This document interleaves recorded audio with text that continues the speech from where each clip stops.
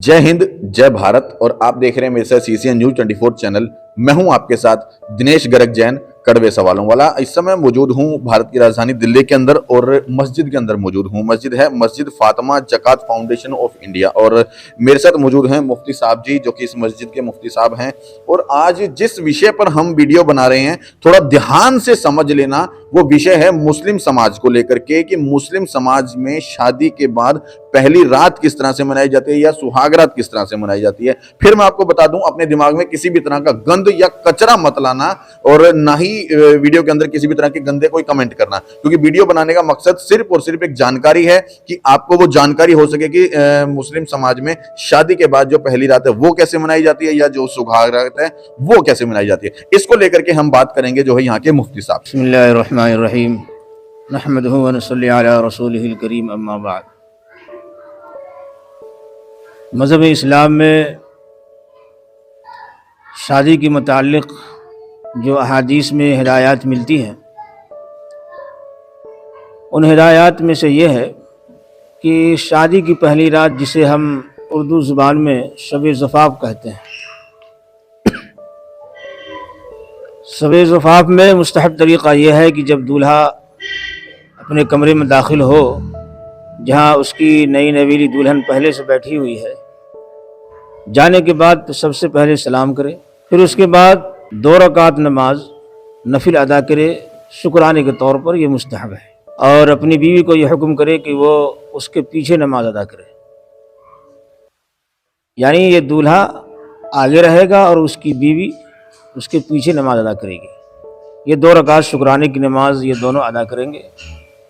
नमाज के बाद अल्लाह तबारक व तआला से शादी में खैर बरकत की दुआ मांगेंगे। इस शादी के ज़रिए से जो नस्ल आने वाली है, जो औलाद आने वाली है, उस नस्ल के बारे में खैर वाफ़ियत और भलाई मांगेंगे। और ये शादी ताहयात पूरी मोहब्बत के साथ, इत्तिफ़ाक़ के साथ, मवहद के साथ कायम व दायम रहे, इसके लिए अल्लाह पाक से दुआ मांगेंगे।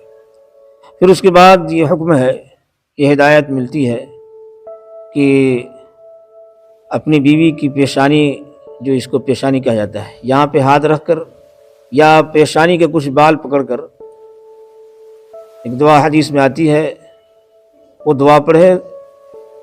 दुआ ये है, अल्लाहुम्मा इन्नी अस्अलुका खैरहा, अस्अलुका खैर मा जबलतहा व अऊज़ु बिका मिन शर्रिहा व शर्र मा जबलतहा। इस दुआ का तर्जुमा ये है कि अल्लाह, मैं आपसे इसके खैर की दुआ मांगता हूँ और उस खैर की दुआ मांगता हूँ जो आपने इसके अंदर पैदा की है। यानी अल्लाहुम्मा इन्नी अस्अलुका खैरहा व खैर मा जबलतहा, कि अल्लाह मैं आपसे इसकी भलाई मांगता हूँ और उस भलाई का सवाल करता हूँ जो आपने इसके अंदर भलाई पैदा की है।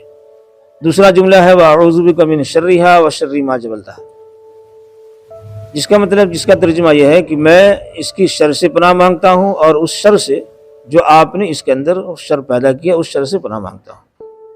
ये दुआ अपनी बीवी की पेशानी पे हाथ रखकर या पेशानी के कुछ बाल पकड़कर ये दुआ पढ़नी है। फिर उसके बाद दोनों आपस में मेल मोहब्बत वाली बातें करें, दिलजोई की बातें करें, आपसी मेल मोहब्बत की बातें करें, यानी इस तरीके से मिठास से, नरमी के साथ, मोहब्बत के साथ बातें करें कि बीवी जो अपने मैके छोड़ कर आई है और उसके अंदर जो एक तरीके की घबराहट सी होती है वो उसके अंदर न रहे, वो ख़त्म हो जाए, दिल जमई हासिल हो जाए और सुकून क़ल्बी उसको हासिल हो जाए।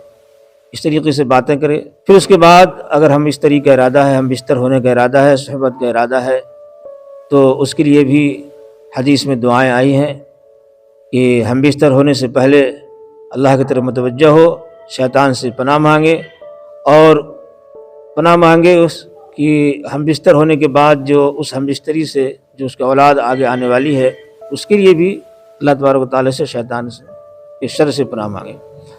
तो हम बिस्तर होने से पहले जो दुआ हदीस में आती है, वो दुआ ये है कि अल्लाहुम्मा जन्निबिन शैतान व जन्निबिश शैतान मा रज़क़तना, कि अल्लाह मैं शैतान के शर से पनाह मांगता हूँ, यानी या अल्लाह हमें शैतान के शर से हिफाजत फरमा और उसको भी हिफाजत फरमा जो आप हमें इस हम बिस्तर से अता करने वाले हैं।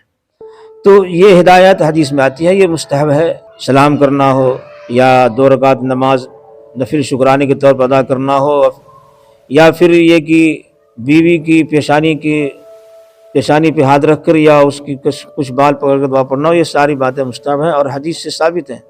حضرت عبداللہ ابن مسعود رضی اللہ عنہ سے اس طرح کی ایک روایت ملتی ہے جس میں انہوں نے ایک شخص کو دعائیں پڑھنے کی ہدایت کی تھی۔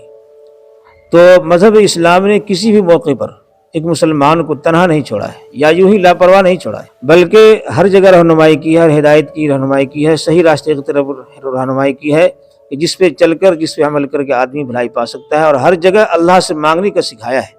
اب یہیں پر شادی کا معاملہ ہے۔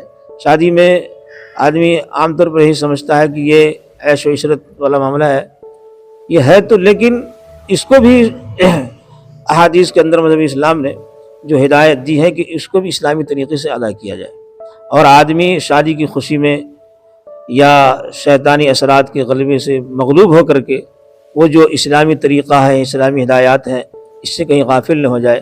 اس لیے جگہ جگہ حدیث میں اس طرح کی ہدایت ملتی ہیں۔ اگر واقعی ایک مسلمان ان تمام باتوں کا خیال رکھتا ہے اور ان ساری باتوں پر عمل کرتا ہے جو میں نے ابھی بیان کیا ہے، تو انشاءاللہ اس شادی میں برکت بھی ہوگی، اس میں خیر بھی، اس سے خیر حاصل ہوگا۔ اللہ تبارک و تعالیٰ پوری زندگی اس کے ساتھ خیر و عافیت کا معاملہ فرمائیں گے، اور اس کی جو آنے والی نسل ہے وہ بھی نیک صالح پیدا ہوگی، اور شیطانی کے شرور فتن سے اللہ پاک اس کی اولادوں کو ہی محفوظ فرمائیں گے۔ تو یہ اسلامی ہدایات ہیں شادی کی پہلی رات کے سلسلے میں۔